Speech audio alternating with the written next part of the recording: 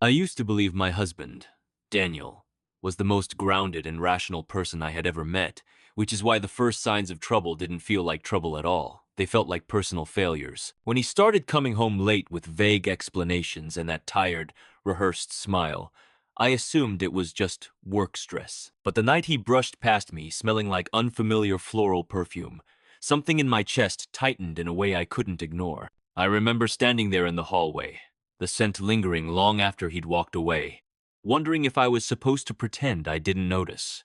That was the moment I felt the first crack in my certainty. At first, I tried to convince myself it was normal to have doubts.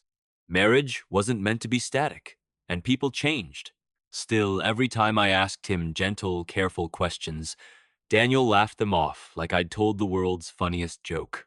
He would run a hand through his hair, smirk, and say, "Lena, you're imagining things again." The confidence in his voice made me shrink inside myself, like my own thoughts couldn't be trusted. This slow erosion of my instincts didn't happen all at once. It crept in quietly, the way fog wraps around a street without you noticing. For a while, I genuinely wondered if I was imagining things.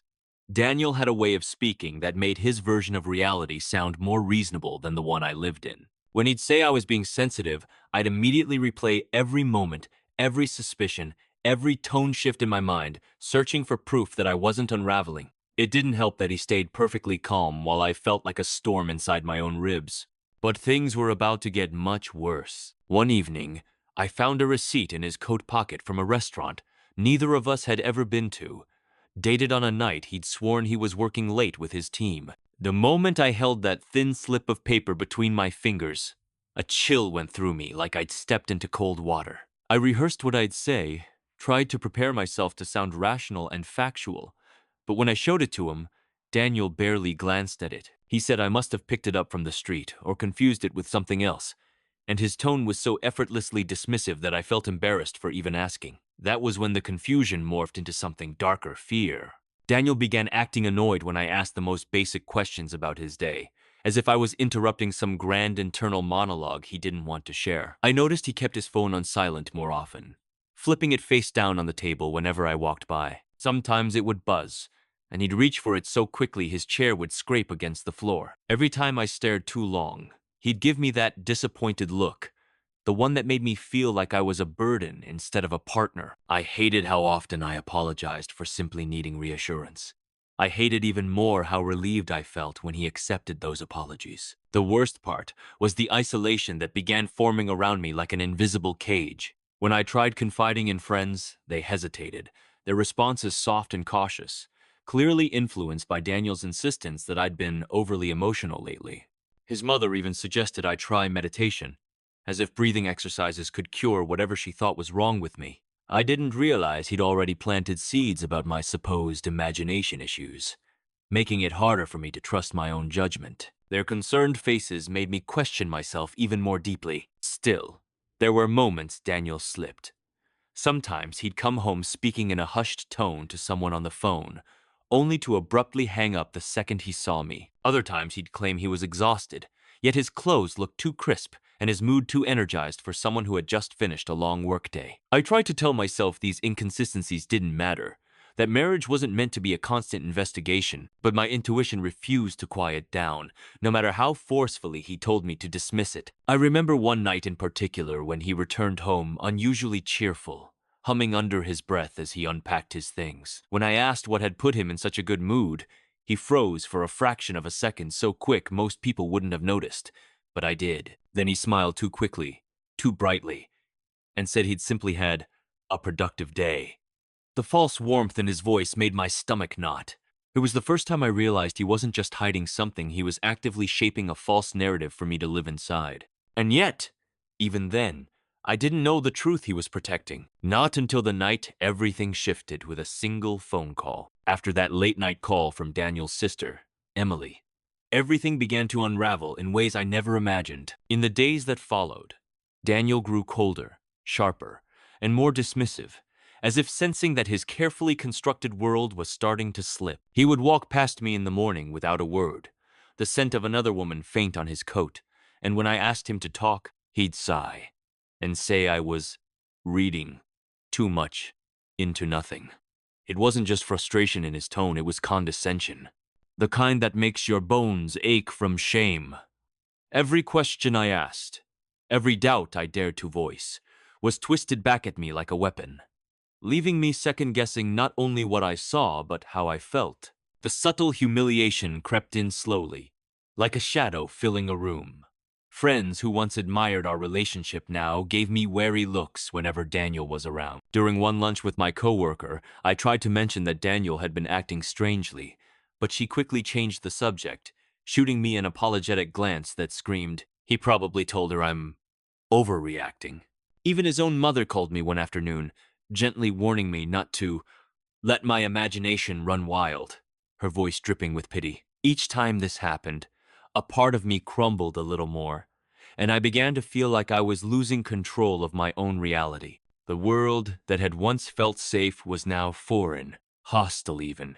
One night, I confronted Daniel about a message I found on his phone, unsigned and brief but undeniably intimate. My hands shook as I held the device up, hoping he would admit it, hoping the truth might bring clarity, even if it hurt. But instead of confession, he gave me a look of pure exasperation.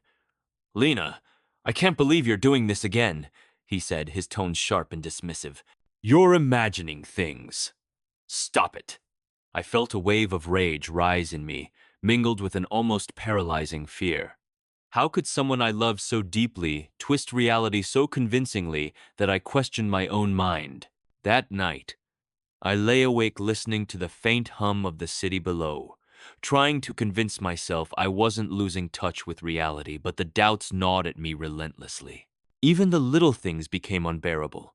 Daniel would come home tired, but with a faint perfume clinging to his collar.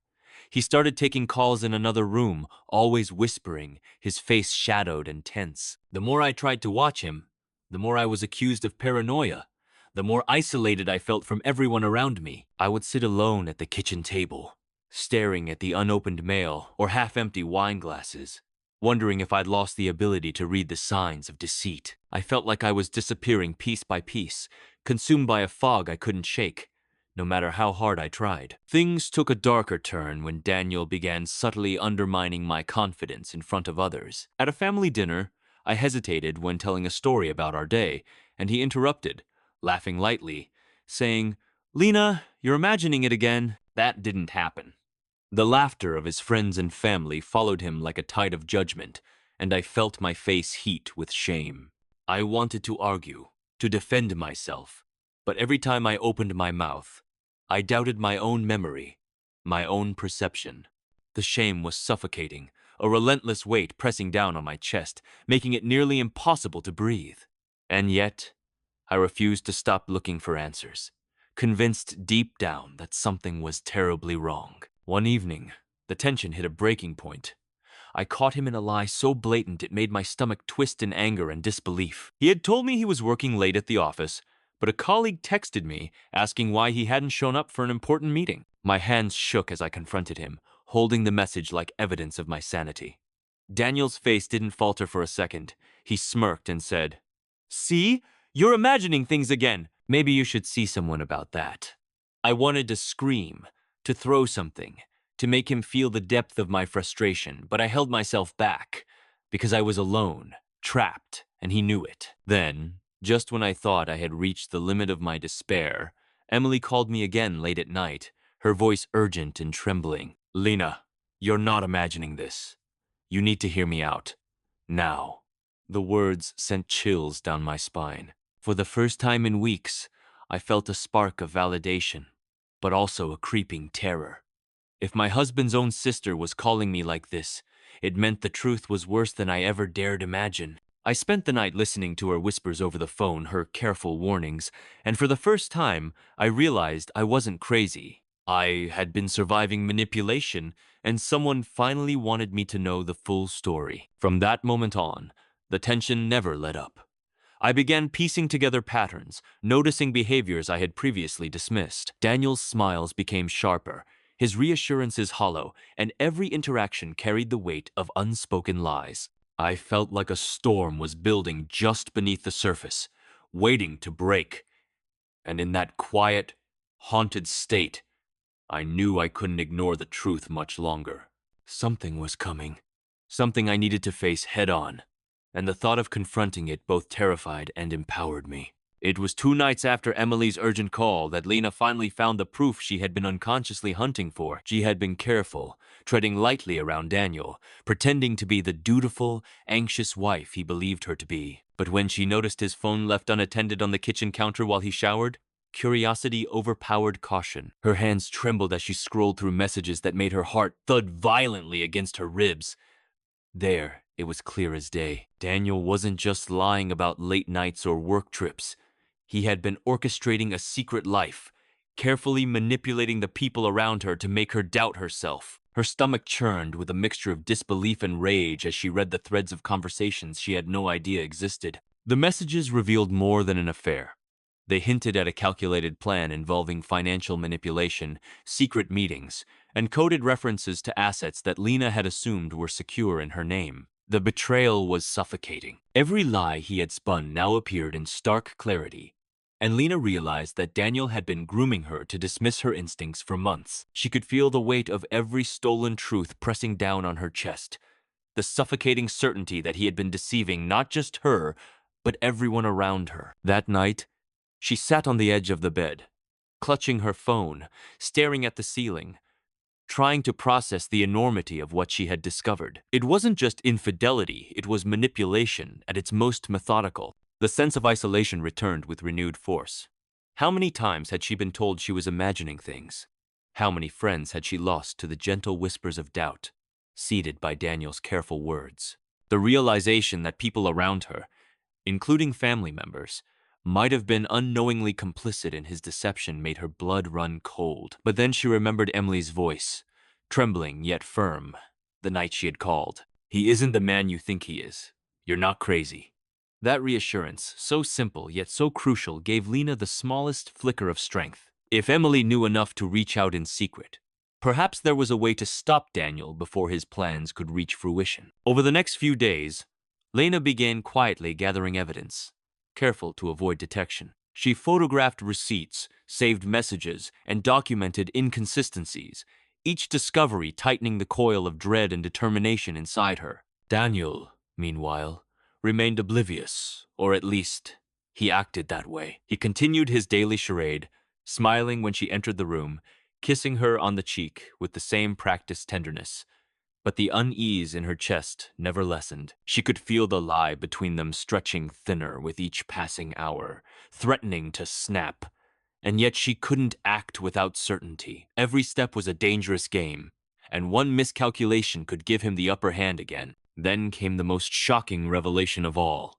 While reviewing a set of emails Daniel had accidentally left open on his laptop, Lena discovered the truth about Emily's involvement. Daniel had tried to manipulate his sister too, using subtle threats and financial promises to ensure she stayed silent. But Emily had chosen loyalty to her conscience over her brother, risking her own relationship with him to warn Lena. That single act of bravery electrified Lena with a mix of gratitude and urgency. She realized that she wasn't alone, not entirely. Someone else had seen through the web of lies, and together they could finally confront the betrayal that had eroded her life. Lena felt her emotions swirling violently, rage, relief, fear, and a brittle kind of hope. She replayed moments from the past months in her mind. Each lie, each dismissive comment, each carefully planted seed of doubt, and saw them for what they truly were. The realization was almost too much to bear. Daniel had not only deceived her, but he had actively tried to make her question her own mind. Every pang of guilt she had felt for doubting herself suddenly turned to anger. It was a dangerous, potent kind of clarity, the kind that made her feel unstoppable, if only she could channel it correctly. Emily arranged to meet her the following night in a quiet park, away from prying eyes.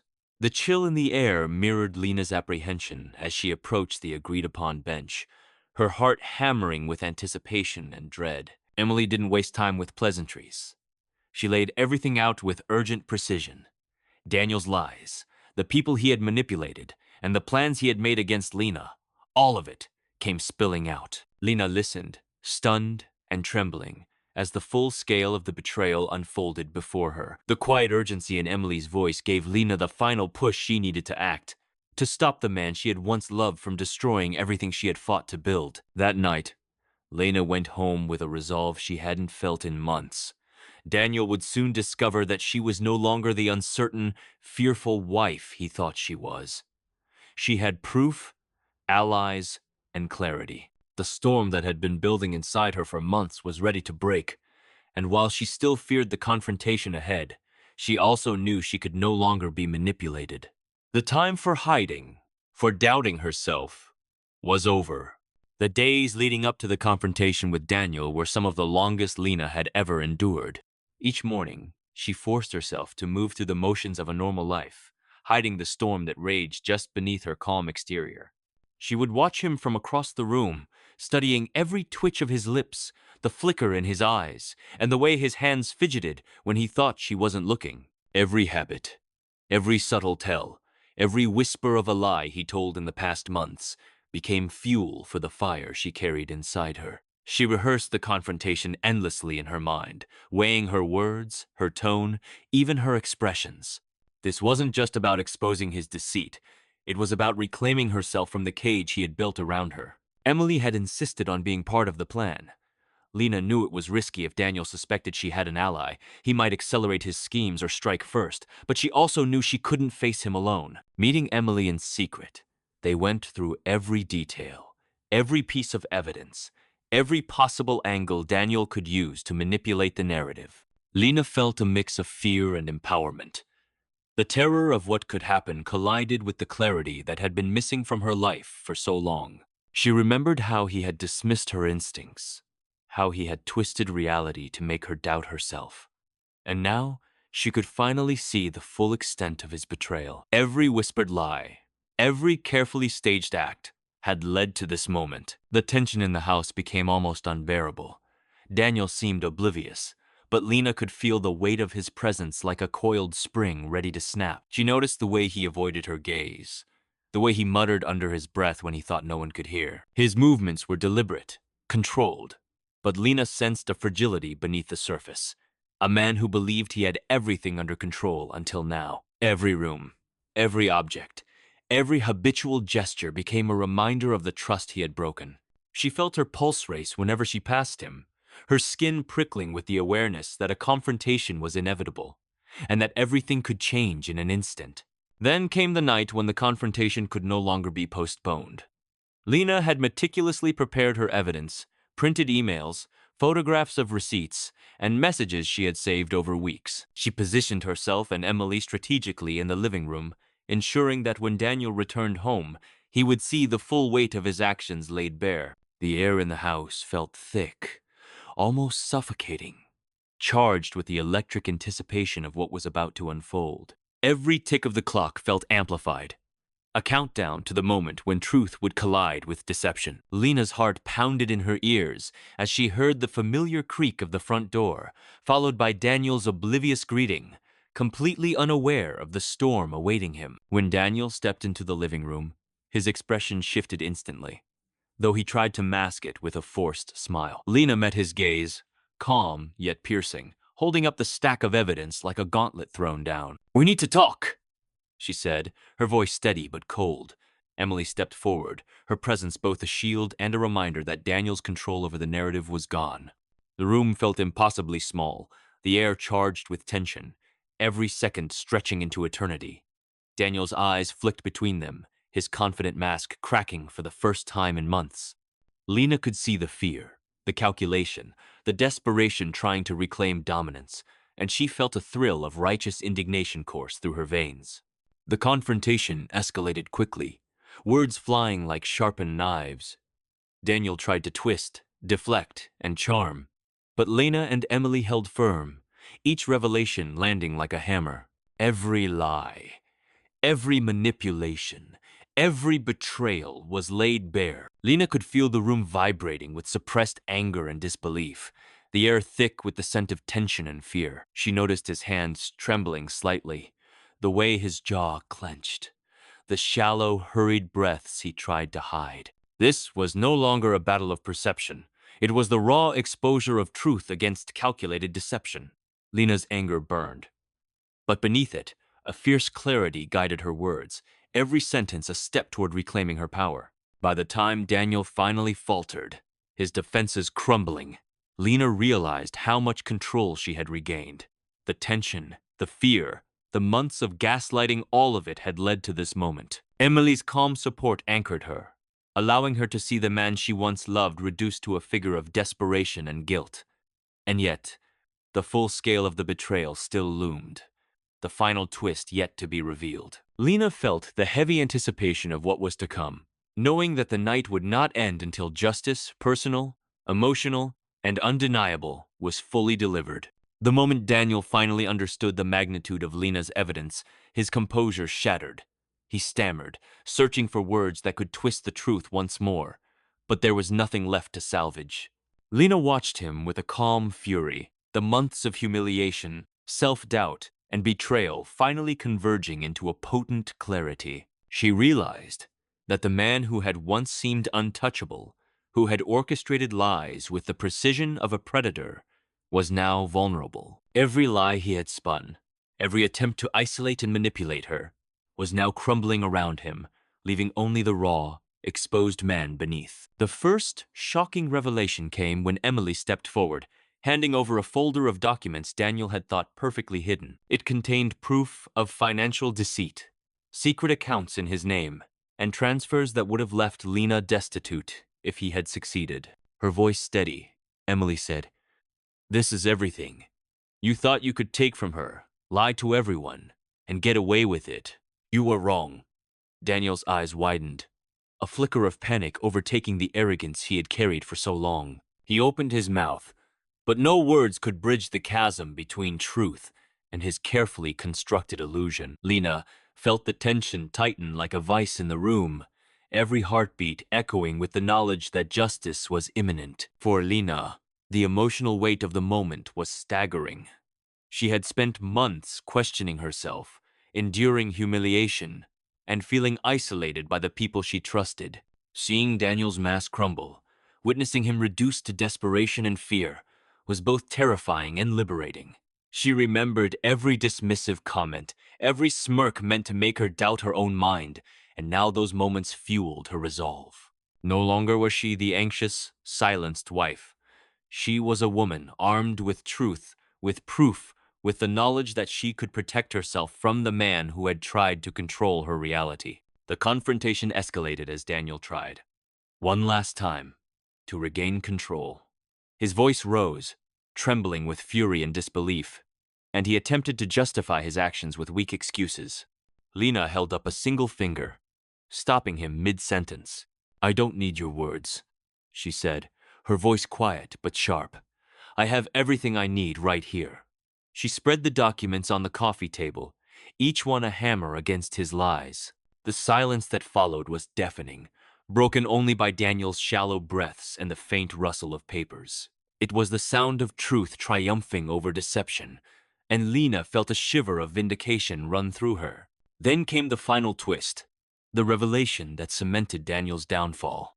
Emily explained that she had secretly recorded a conversation months earlier where Daniel had outlined his plans to manipulate Lena's finances and frame her for imagined errors.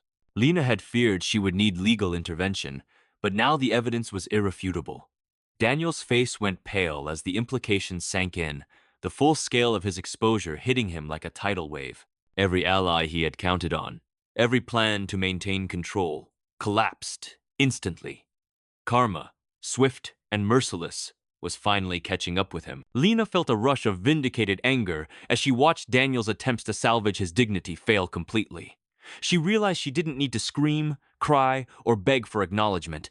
The truth itself was her weapon. Legal action, financial protection, and public exposure were now at her fingertips, and the power dynamics had shifted irreversibly. Daniel, once the manipulator, was now cornered, stripped of pretense, and forced to confront the consequences of his actions. The house, once a place of subtle torment and doubt, now felt like a theater where justice played out in real time. By the end of the night, Daniel had retreated into silence, his arrogance replaced by shame and fear.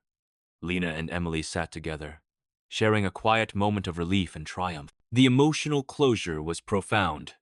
Lena no longer questioned herself, no longer doubted her instincts, and no longer carried the invisible weight of his lies.